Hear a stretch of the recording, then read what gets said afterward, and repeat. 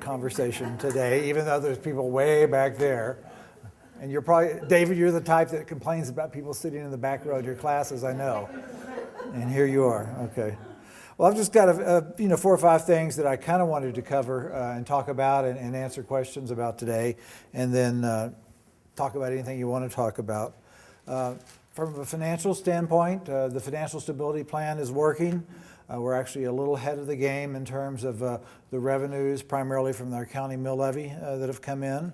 So what that's doing is that's making our ending balance at the end of June look more favorable.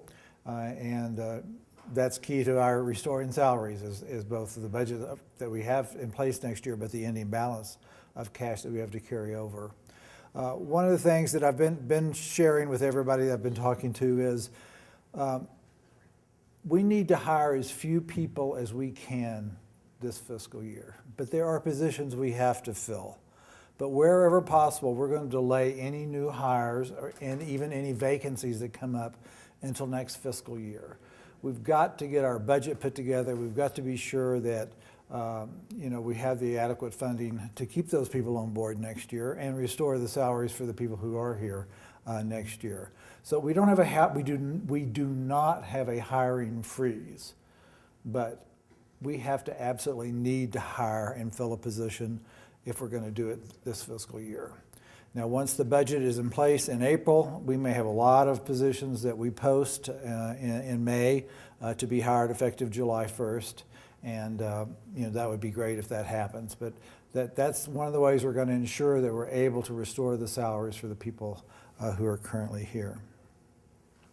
The legislative session, which is key to our budget, has started. Every day there's less money available to spend. I'm going to really actually not be surprised if they decide there are zero new dollars available. Prices of oil and gas has gone up just a little bit from $43 to about $50 a barrel, which is good for the state, but that's still way below what was being forecast for next year. And so the last estimate they had was like 140 million new dollars would be available. I heard earlier in the week that it may be 40 or less. I'm not going to be surprised if it basically just ends up being flat funding, which might make the legislative session a little easier, but probably not. But even so, we're still pursuing requests. And remember, when we talk about the base budget, those are operating dollars, okay? And so that's where our base budget, the funding for the operating dollars, which is about 30% of our operating budget, at least this year, comes from. But there's other pots of money for capital outlay, and they come from general obligation bonds, and this year from severance tax bonds. Well, unfortunately, severance tax bonds are linked to the extraction industry from oil and gas primarily. So the dollars available there may be down. You might remember we had originally submitted a request through the Higher Education Department for $2 million of severance tax. It was going to go for roofing, mechanical, wastewater treatment plant, and to build the greenhouse, a bigger greenhouse for our greenhouse management program.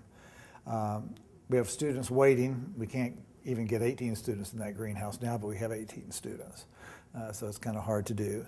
And then we were going to ask for another $400,000 for planning and/or construction of an automotive facility. We're going to go forward when they put the big severance tax bond, the statewide bond package together. That's where normally our $2 million request would have gone, but they cut everybody because of the outlook, and so our $2 million got cut to $400,000. So that means we've got to reprioritize if that's all we get. What are we going to do? But we've met with our delegation, and we're going to actually run 5 capital outlay bills at this session, one for each of those things that we need, in the hope that as we move through the session, we can maybe get a little bit more into the big capital outlay bill. There's also a separate capital outlay bill, this gets confusing, where they divvy up the money and they give each legislator so much money to spend in their districts. That's where we had hoped to get the $400,000 for the automotive program. So we're going to be working with our delegation to not only get our amount increased in the big bill, but whatever comes out of each legislator's allocation to maybe get a greater share than we normally would. Because you got to remember, they also support all the other programs in their district, whether it's city, senior citizen centers, youth centers, a whole variety of things. So we're going to have 5 capital outlay bills that we're running through the session. We're also going to have 2 bills that are looking at getting operating dollars to support the startup of automotive programs and to support the startups of the radiography technician training program. So each of those, it looks like we're going to be asking for $300,000 for that. And hopefully if that happened, that would go into our base funding so it could be a reoccurring funding over the years. And then there's 2 other bills that have come at the request of legislators, but they relate to things we would like to do. One is to do a Filmmakers Academy, and there's about a $300,000 request there.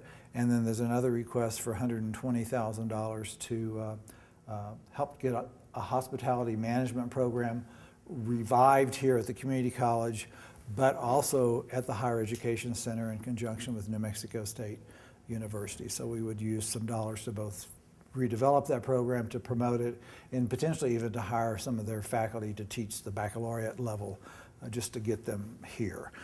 That's come from the Lodgers Association, the Tourism Santa Fe Group, and from the mayor's office to try to get that program to Santa Fe. I kind of talked a little bit about the budget for next fiscal year. We're starting that process already. We talked at the last board meeting about budget framework, and pretty much we're all in concurrence that we're going to build a budget with revenues in it that are flat. We're going to assume that whatever we get this year from property tax will be the same amount we get next year, that the state funding will be flat. And for tuition, revenue, and fees, we're probably going to build at least a 10% decline in student credit hours. Everybody around the country is seeing a decline. We're finally seeing a decline here. Spring semester, although our head count may be flat or even up a little bit, student credit hours is going to be down between 5 and 10%. And of course, student credit hours is the basis for tuition. So we'll probably end up budgeting basically the same tuition revenue next year that we got this year. The offset to the decrease will be we increase tuition rates. So we'd rather budget for less and have more come in. That's an easier thing to do than budget for more and not have enough money to spend. Other than that, the budget is probably going to look pretty much the same as it does this year. Hopefully it will have all the restored salaries back in there. But in terms of the other operating expenses, it's probably going to be exactly the same as this year. We've got almost all the updated budgets in Banner as we speak. Amy Tilley is going to be meeting with each member of the executive team to review each budget. And that means each member of the executive team is going to bring in each of their individual budget managers. So if you're a budget manager for somebody, you're going to get brought in on a meeting. We're going to review it. We've discovered that we still got some people being charged to the wrong departments. So we want to make sure we get everybody in the right place budget-wise. So when we start next year's both budget and actual expenditures, we fix it. That's the only thing so far that's jumping out with us, that's jumping out at us, that's maybe a challenge for this year. And so we've split up. We're creating some new departments. We're working on a revised chart of accounts, and so that'll impact a little bit of next year. But for the most part, I anticipate the budget will be flat, except for restoring salaries. And we're hoping there's enough revenues to do that, and that's our goal. Remind everybody that we do have a board election on Tuesday. You can either vote on Tuesday at a regular polling place, or through tomorrow, you can vote here on campus in room 209. You can also vote at the Santa Fe Public Schools Administration Building. First time we've done it, it's a joint election with the Santa Fe Public Schools. So you can vote for all 3 positions for Santa Fe Community College because we're all at large. But for the public schools, you only vote if there is a candidate in the district you live in. Some people are going and there's no candidate because their district's not up for re-election this year. But everybody does get to vote on the Santa Fe Public Schools tax initiative that's on the board, which is a renewal of the tax and would not result in any tax increases. Sent a little update out, was that yesterday, about weather delays? Just to want to remind everybody that in case of inclement weather, you can check our website, you can call the phone number, You can get signed up so you get the text messages or the emails if you have an SFCC email. And so for staff, this works pretty well. You get an email if we do a delay. It's on the news during the week, but not on the weekends. We have quite a few classes on Saturday, and starting this semester, we're doing some pilot things on Sunday. So we've put signs up around campus and trying to alert people that if you have classes, whether you're faculty, staff, or a student, on Saturday or Sunday, you really need to either sign up for the weather alert or you need to go check the website or call the weather line telephone number because the broadcast stations aren't going to be running the little scrolls that they do during the week. Yeah, we will try to get radio stations and news media to do that, but it's very unreliable on the weekends. Well, and a lot of them have taped programs that are repeats from during the week and long messages that are on there. But keep that. Now, this is one of the things I want to remind everybody. It's everybody's individual decision as to whether they feel it's safe to drive to work. We have little microcosms of environments around, and in one place it could be a foot of snow, and the next canyon over is none. So you got to make your own decisions. But if you're a staff member, if the college is open, you're expected to be here. If you can't come in, you can take leave. Okay, but you got to let your supervisor know that you're not coming in. For students, and I don't really see too many faculty, but if you teach, we're going to encourage, if there is a weather delay or inclement weather, to work with their students, but the students have to contact them if they can't make it in, because we want them to make that decision and just make sure. We usually follow the Santa Fe Public Schools, but that's really only for first thing in the daytime. If they're delayed, we're going to be delayed. If they cancel, we may cancel, but we might not. Just like the other day, they canceled, and we went ahead and started at 10. The roads were pretty good by 10, but we have so many afternoon and evening classes, many of which meet once a week, that if we canceled, we would just lose a whole week of activity. So we don't want to cancel those. The sun was out. It was perfect by the afternoon and evening. So you've got to always just check the website, check your text email messages, but we do not automatically do what the public schools do. If there's a delay or a closure, we're probably going to always have a delay or closure, but it may not be a closure all day. So we'll just look at that. Now, just to clarify, if it's Saturday and Sunday, we weren't going to send a text to everybody, because then you'd be sending 11,000 texts Right. to about 100 or so people who are affected. So we're relying on people who are looking at what's happening on a Saturday or Sunday to do their own checking. Yeah. Okay, either check the website, check the weather line, check the news. Okay. Okay. And then, how many of you went over to the Higher Education Center or have been there? Most. I was wondering if you were going to raise your hand. So we had one incredible opening a couple weeks ago. I was shocked at how many people were there, especially considering the weather that day.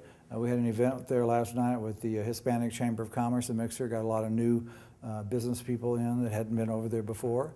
And it's an incredible facility. So if you haven't been over there, you need to go over and visit it. It's pretty much open 8 to 9 o'clock or 7 to 9 o'clock Monday through Thursday.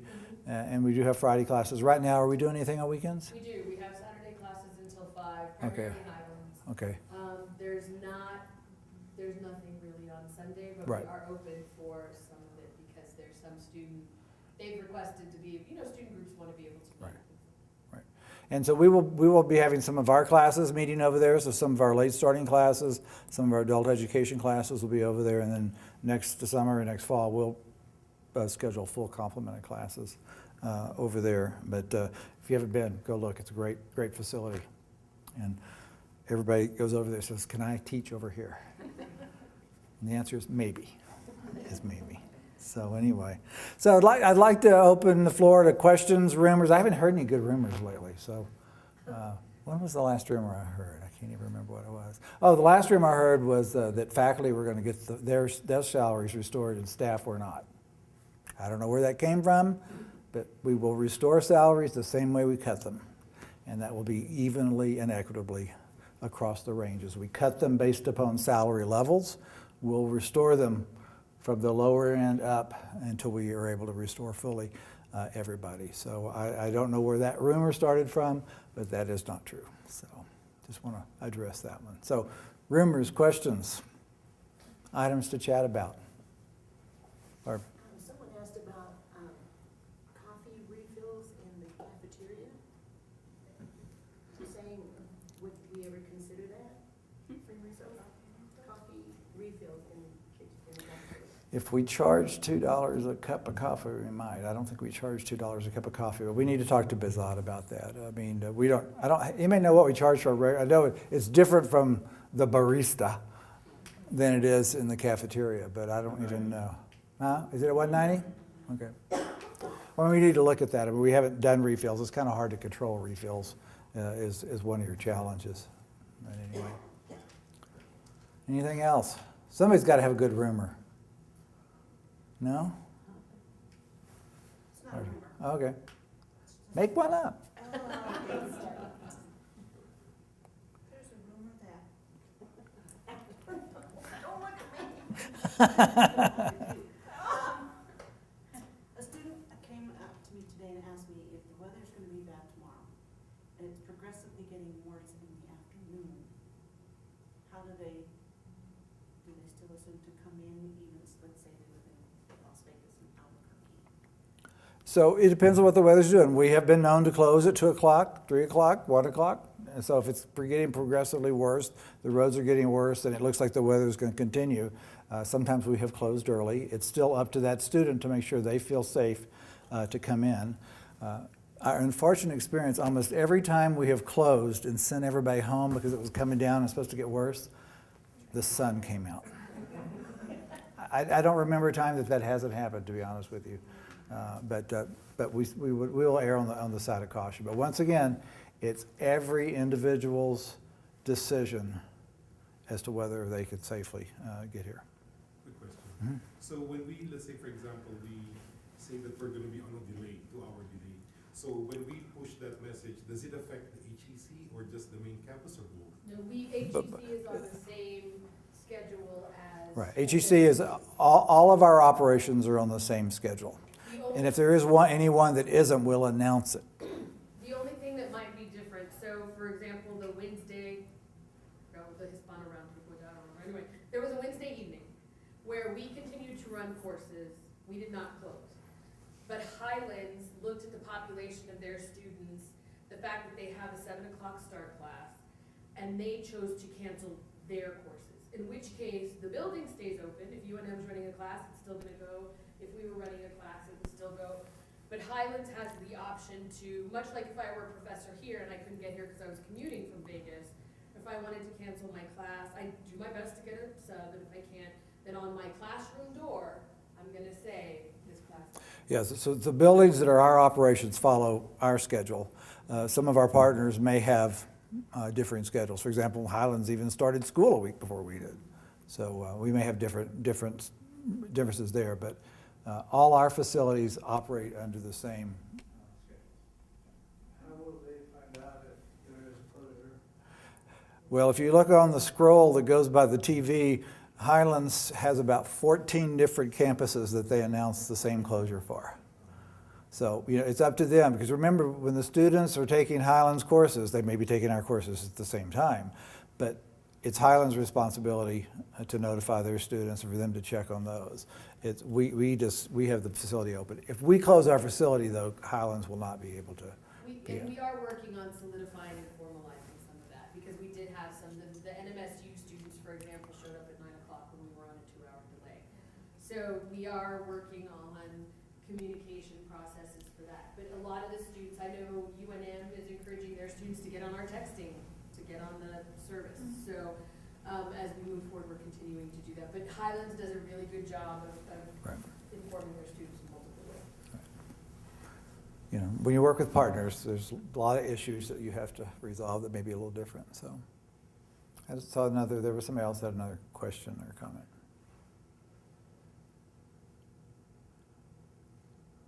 Chris, let's give a few updates. Do you have any OIT announcements? How's the Microsoft training going? Just to remind everybody, if you haven't signed up yet, please register for the office training, which will start next week.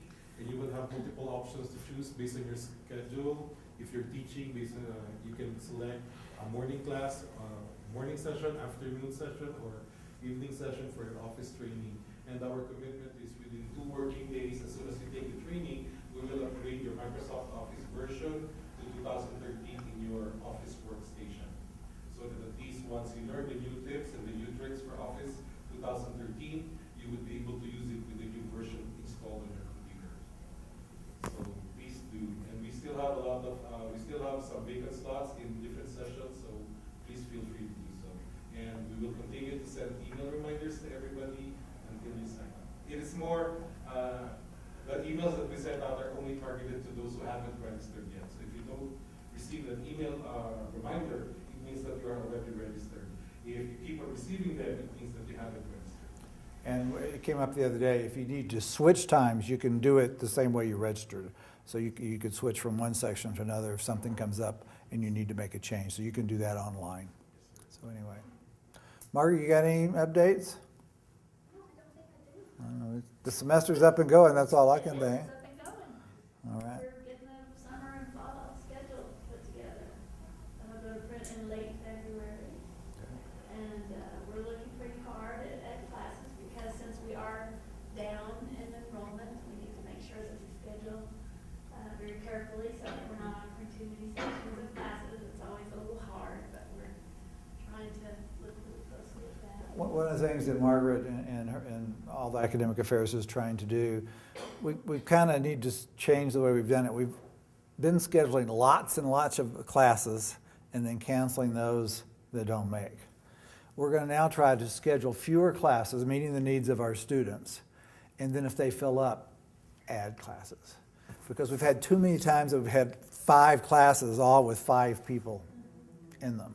And then either you have to run some of them or you cancel them and people can't switch and merge together, whereas if they did it beforehand.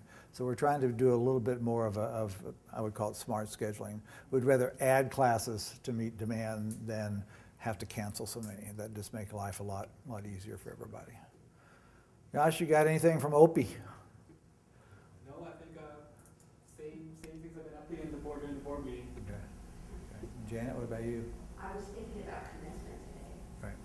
And I know that it's May 16th, and we have it on our website, but we don't have a time or a place yet. I think we actually did decide that it was going to be May 16th at 2 o'clock, if I remember correctly. It's going to be at the Santa Fe Indian School again. And we have a little bit of time to change that in case we were kind of waiting before we announced the location, Janet. We were going to wait to announce the location a little bit until we see how many people are petitioned to graduate. But the 2 o'clock. But the 2 o'clock is firm. Yeah. Right.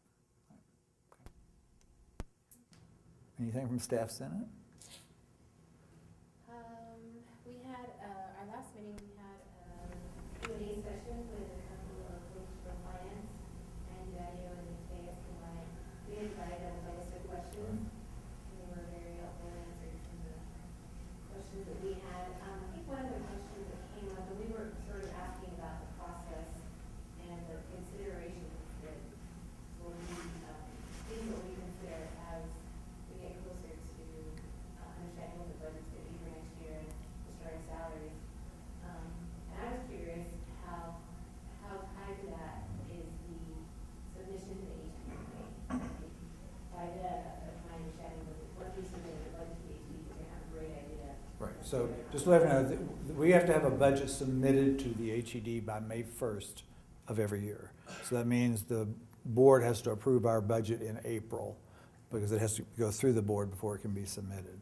So once we have that in place, then we pretty much know what our budget is going to be for the next year. One of our challenges for budgeting is we don't really know what our mill levy property tax appropriation is going to be for next year until August. So that's why we usually try to plan flat funding.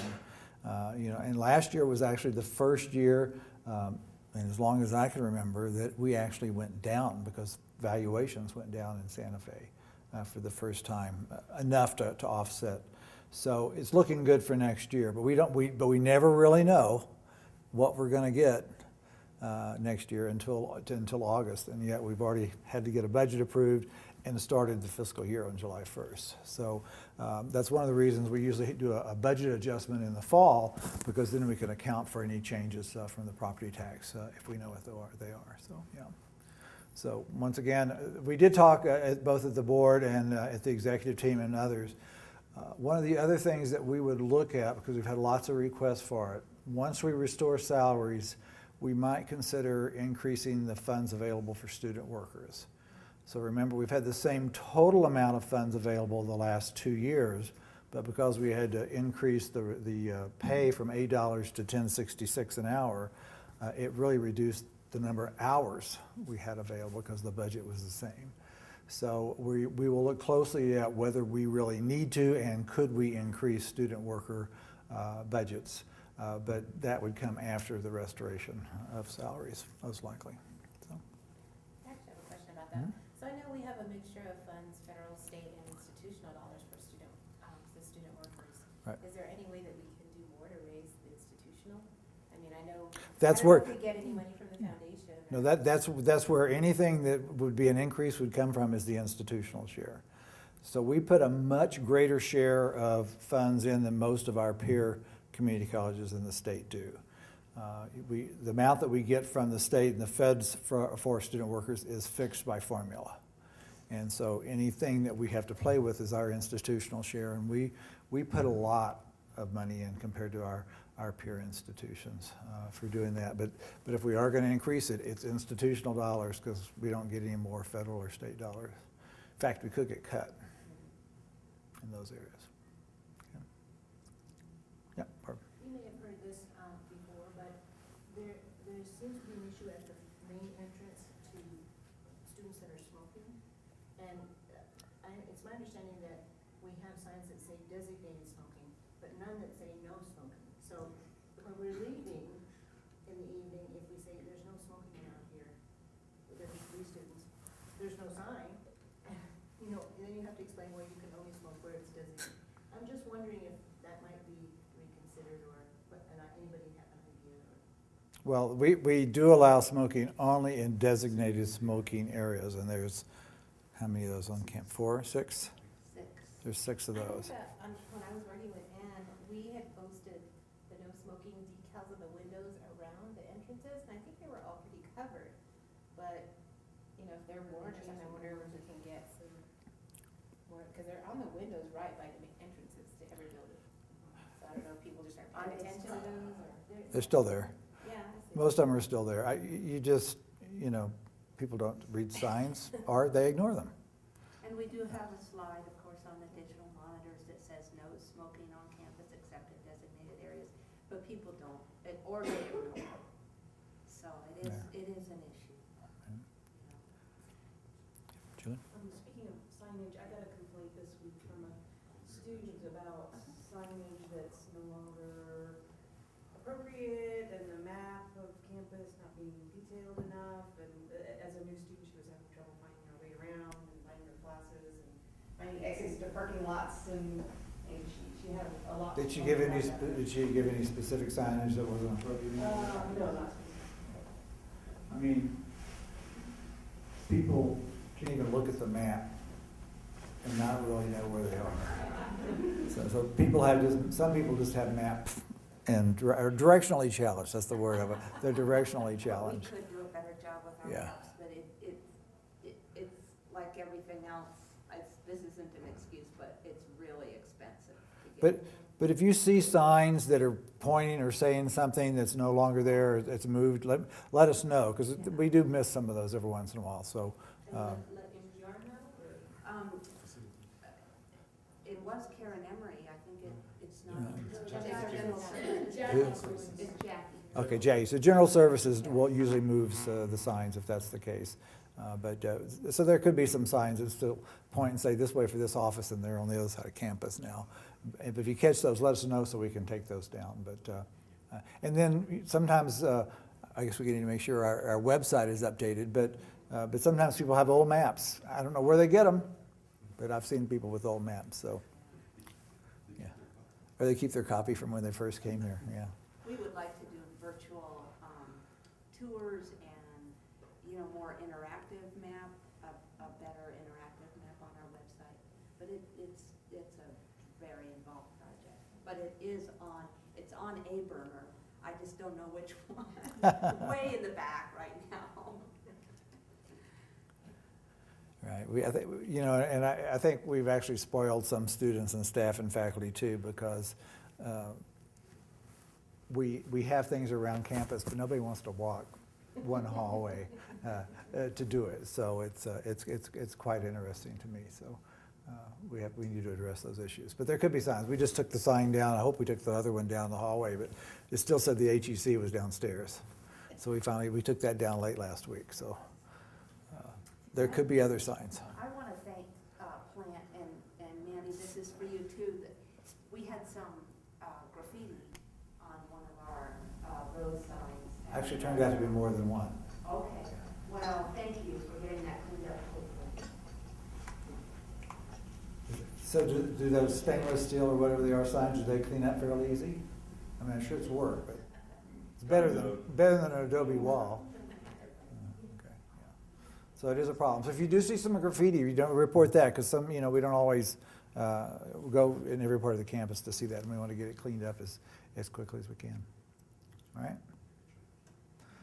Well, there's no other questions and no more rumors. I'll go back to work. Thank you.